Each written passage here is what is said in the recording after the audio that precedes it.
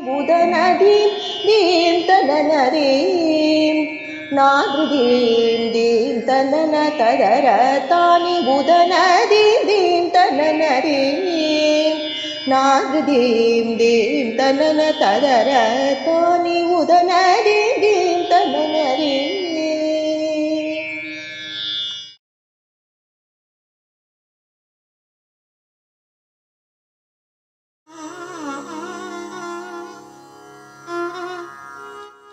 I have always danced. There's not been a moment when I haven't danced in some form or another. It was always easier to be part of something that was part of your ethnicity growing up.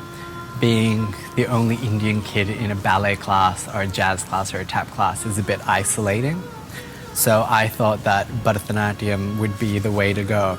Little did I know that being half Indian and half English then made you a whole different type of isolation in Bharathanatyam class. But I think that I chose it just because it spoke to me. It spoke to me in ways that I couldn't fathom. I love it, and it's all I've ever known, and it's the one constant that's always been there in my life, is because there's just this insane love with dance. Jum, ta, dri, ta, jum, ta, ka, ta, nam, ku, kum, ta, dri, ki, ta, jum, ta, jum, ta, ki, ta, jum, ta, kum, ta, ri, gum, ta, kum, ta, ri. I started dancing before I was born. So my mum was my aunt's first student in Australia, and that's how she met my father, and they got married and they had me. And my mum went to dance class while she was pregnant with me. So in vitro, I started my classes like, negative 9 months. And as soon as I was born, I went back to dance class with my mum because she wanted to get in shape. And I think I tortured her adequately that she had to quit because clearly I was the dancer of the family. And I've been dancing ever since. Literally, since I could walk, I've been dancing. And I've been so lucky that there's been so many people around me who have nurtured and really fostered this love for dance and allowed this craziness to continue. It's quite a journey.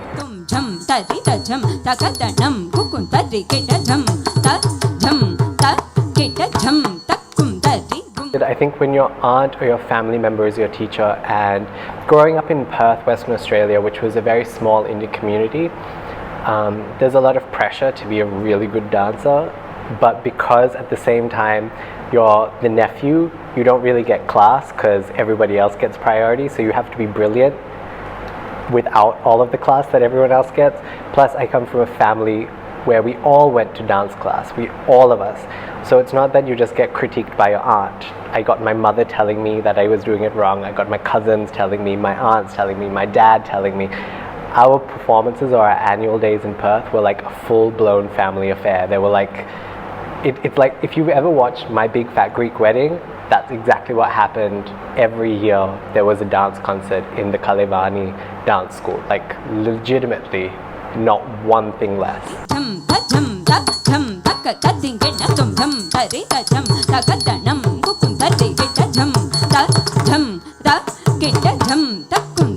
It was apparent to everybody else besides me for a very long time that I was going to become a dancer.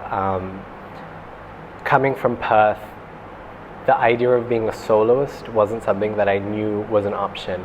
I remember finishing high school when I was 17. I wasn't 100% sure what I was going to do. I auditioned for WAPA, which is the West Australian Academy of Performing Arts, and that was because the lady, I used to work at the body shop in Perth, and the lady would not let me work. The manager would not give me shifts unless I went for a WAPA audition. So she really pushed me to do that. And then I went to Chennai, or I came to Kalakshatra on a whim, literally. Like, I was getting ready to do my Arangacham in Perth, and my dad brought us up with this saying of, if you're going to do something, do it properly. Like that was his, like, every Tamil father has that one saying that they kind of stamp into their kids over and over. And ours was, if you're going to do one thing, do it properly. That was generally about us watching TV and doing our homework. But at the same time, my dad was like, if you are going to do your Arangacham now, or if you could do your Arangacham in 4 years, but it'd be the best Arangacham you could ever do, which one do you think you should do? And my dad was like, if you go to India and you don't like it, you can always come home. And I had an open ticket where I could just rock up to the airport and get on a flight. Like, that was the ticket that I had. And so when I went to Kalakshetra, it was just to see how long I could last. Like, my family had bets for how long I would stay. No one foresaw me staying for 4 years. Then I got postgraduate, so I stayed for 6 years. Then I started dancing in Chennai, and now it's been 13 years of me living in Chennai, chasing this dream of being a dancer.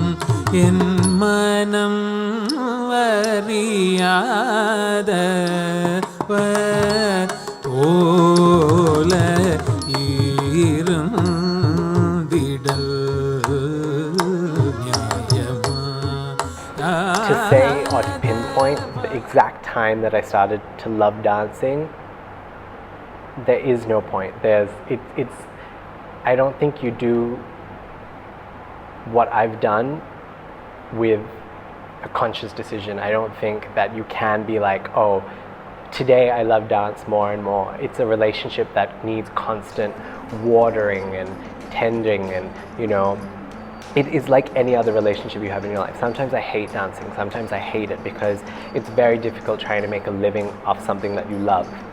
It's a very thankless work where people might love that 1 hour that you dance in a sabha or a performance, but there are days and months and weeks and years of blood, sweat and tears to pull off that 1 hour. And even then there are haters, and even then, so your relationship is always growing with dance, and it's always getting stronger. Like right now, where I am in my dance journey, I finally feel like I'm starting to show some of my real self in performances. And the last 2 years have been really, really, really difficult, but at the same time, I feel like I've never pushed myself to grow. I had this brilliant opportunity to dance at the Music Academy of Madras, which is a very big deal in Chennai, and I really, really screwed it up. And I had a bad day, and it just wasn't the kacheri that I dreamed of. And it was by falling flat on my face almost that I had to learn to pick myself up and work even harder, and work even harder than that, and then the next program work even harder than that. And I was just so lucky that I had friends and family that were pushing me to get better and better and better and better and better, and to really, instead of thinking about performance as an outside kind of a thing, to really look inside and let that inside come out. So it's dancing now is me. There is no if I take myself away from dance, there is no Chris anymore. It's gotten to that point where I feel like every day, everything I do relates back to my dancing, and if it doesn't, then it almost doesn't feel like it's worth it. Even when I'm watching something on TV, I try to watch it in a way where I'm trying to learn something from it. There's always some way to better yourself with your dance, and that's the relationship I think you need to have with dance, is one that's continually watered, loved. You need to hate it, you need to fall down, and you have to fall down, because only when you fall do you know how to pick yourself up and keep moving. And that, I think, in the last 2 years has been the biggest blessing, because I think that when you do everything perfectly and you don't really have those bad shows and stuff like that, you don't have to figure out how to get better, you just kind of coast. And I feel like for a while I was coasting, but now hopefully I'm not coasting anymore. I'm really trying to push myself to just go beyond the glass ceiling that I have for myself.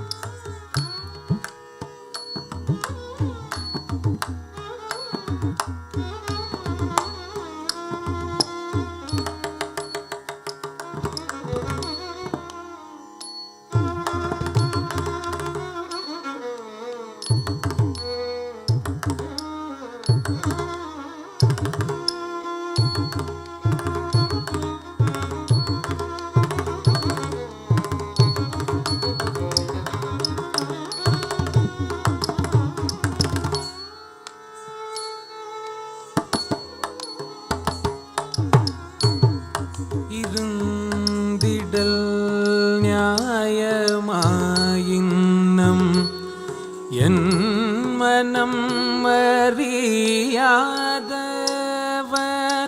போல இருந்திடல் நியாயமா. I think that now what I'm searching for is myself. What I'm searching for is to share myself. I think that being an NRI, being half caste, being a lot of different things can be really confusing for a lot of people, and it was confusing for me at the same time. But I think that now I realize that my voice is important, that my point of view is different, and that is something to be celebrated, and that if I really, really, truly believe that if I can do it, then anyone can do it. And that's important. So when I want to give up and when I want to just sit at home and eat a bar of chocolate, I just go, well, there's some kid out there that needs a role model. Because I didn't have role models when I grew up. There was no role models like me dancing that I could look up to, that I knew of. So now in this great age of social media and WhatsApp and YouTube and Instagram, I can put forward a person that is of mixed heritage, that is gay, that doesn't speak an Indian language fluently. All of an amalgamation of all these things that people thought were bad can actually be something really good, and I think that's really, really powerful. I think it's really, really important, and to give up now isn't just a disjustice to myself, but it's a disjustice to that Chris or that kid that's sitting in the middle of nowhere and just wants to dance, and that's it. If really, really, really, if I can do it, anyone can do it. You just have to be mad and passionate and stupid enough to actually follow through with your dreams, and that's the scary part.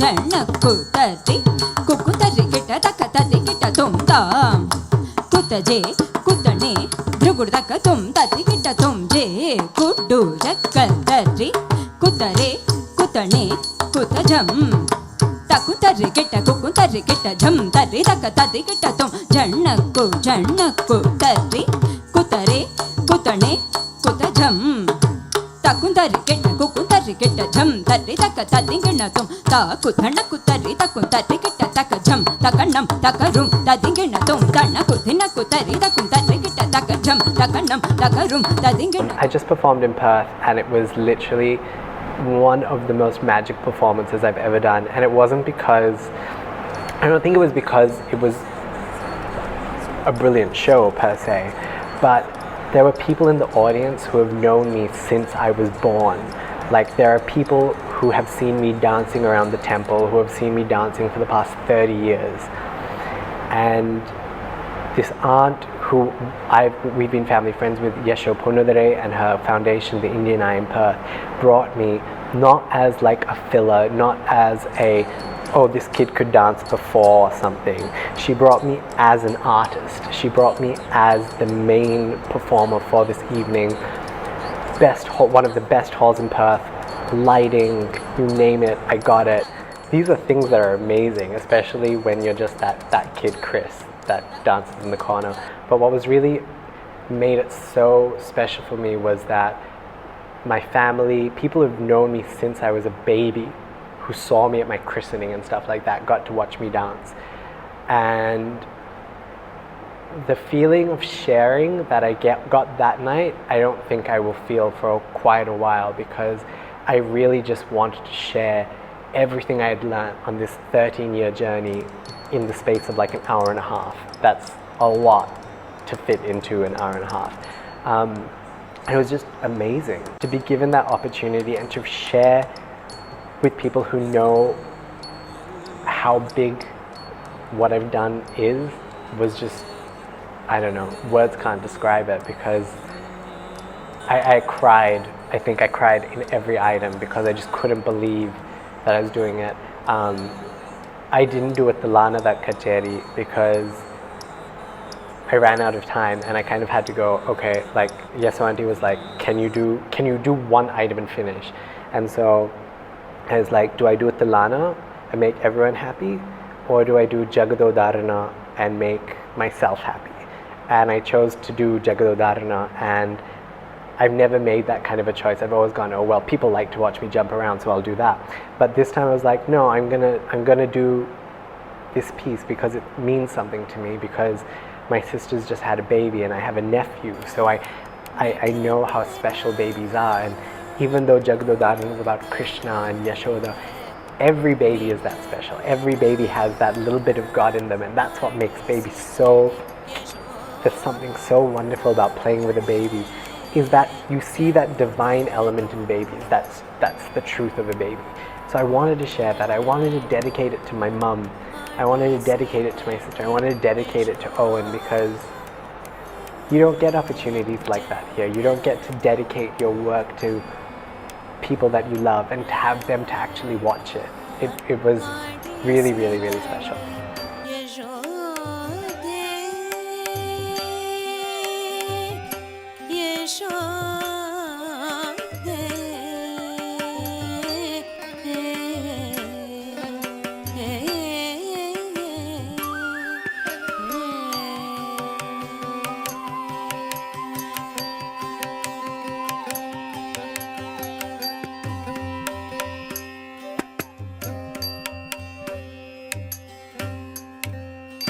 I think that a really important thing is that you understand that when people call you an other or call you out for not being part of that cookie cutter image of what a Bharathanatyam dancer is, according to whatever they are, is that it's not a bad thing. I grew up in Kalakshetra. When I was in Kalakshetra, I used to feel really, really strange about a lot of things. I used to think that because I came from Australia, I would never be a dancer.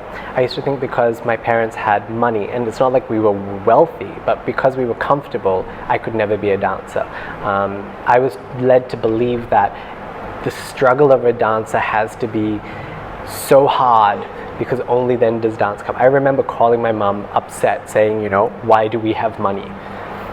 Because that's the kind of box that I had put myself in, where I didn't think I was good enough, and because I didn't think I was good enough, and I victimed myself. I made myself a victim, and it's so easy. It's so easy to become a victim, and it's only when you kind of push back and make sure that you don't play the victim card, because it's so easy to say, oh, well, I don't have a kacheri because my name is Christopher Gurusamy. It's not the kind of name that a sabha is going to give a kacheri to like that, Learning to accept that, learning to get over that, learning to not be a victim and to celebrate what I am is what has led me to what I think this much and to push me this far in my career. பக்தனாய் பாடமாட்டே பரமனே பரமயோகி எத்தினால் பக்தி செய்வேன் என்னை நீ இகழ வேண்டாம்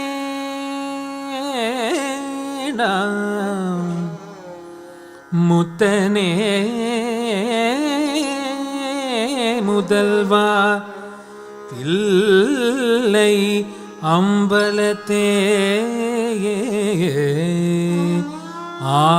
ஆடுகின்ற அத்தா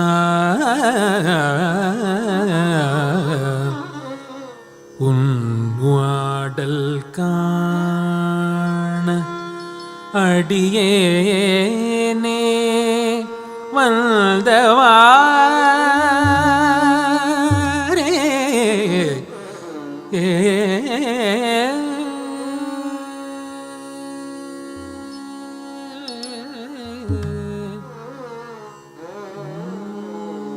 Dance should be for everyone. Dance isn't about sitting in Aramandi perfectly. Dance isn't about turning 50 times. Dance isn't about any of that. Dance is about feeling something so much more than you can explain in words. This whole interview will still not describe what dance really means to me, because the only way for me to describe that is to dance. And that's it. That's the truth. And I think when you come to understand those truths, that is when your dance really starts to mean something to you, and that's when it becomes so much more than just performance or dance. It's about ideas, it's about cultivating a self-worth and a self-appreciation that you can share with others. That's really, really, really important. சற்று விலகி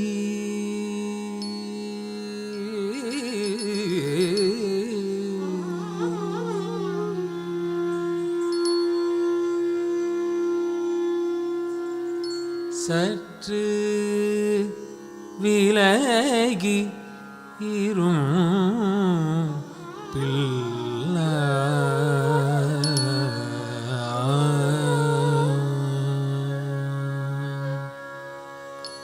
சற்று விலகிரும் பிள்ளை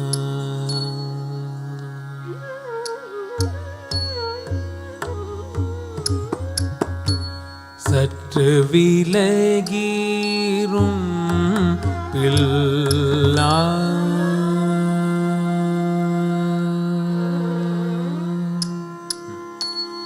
I like to think of Bharathanatyam like this. I think that the Markham is like a coloring book, and you get the color, and you can paint the teddy bear brown and be normal and be vanilla, or do you paint the teddy bear to be multicolored with rainbow hair and purple fur with a giant love heart on the stomach and make it the Care Bear of your dreams?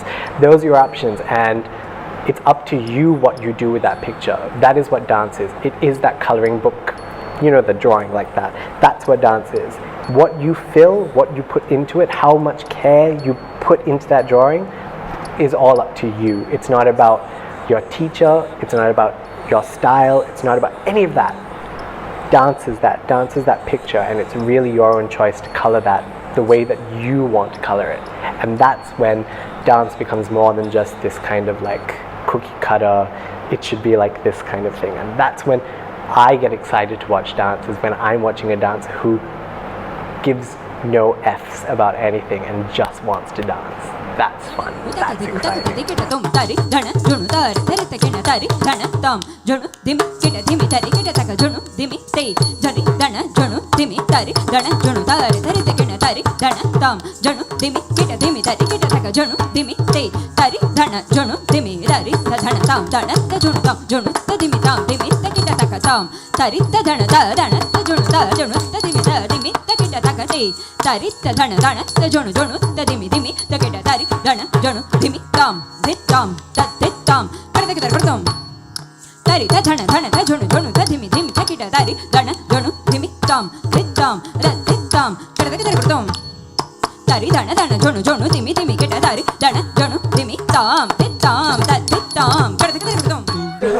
That's it. That's it. Like, I like dancing. That's it. It makes me happy.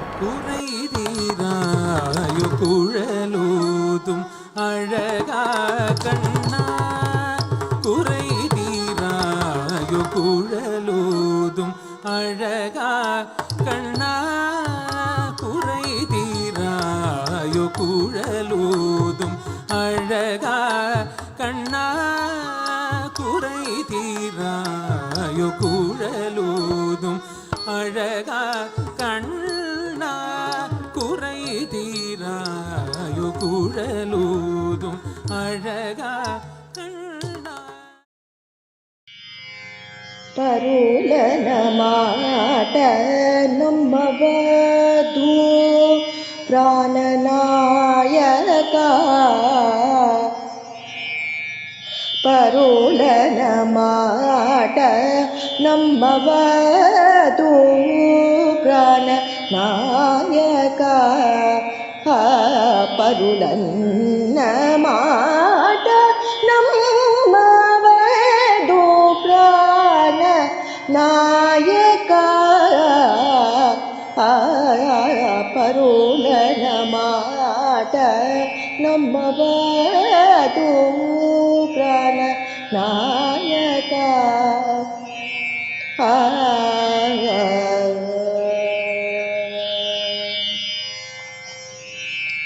ದೀಂ ನಾದ್ರ ದೀಂ ದೀಂ ತನನ ತದರ ತಾನಿ ಉದನ ದೀಂ ದೀಂ ತನನ ದೀಂ நாகிருதீம் theme தனன ததர தானி புதனதீம் theme தனனதீம் நாகிருதீம் theme தனன ததர தானி உதனதீம் theme தனனதீம்.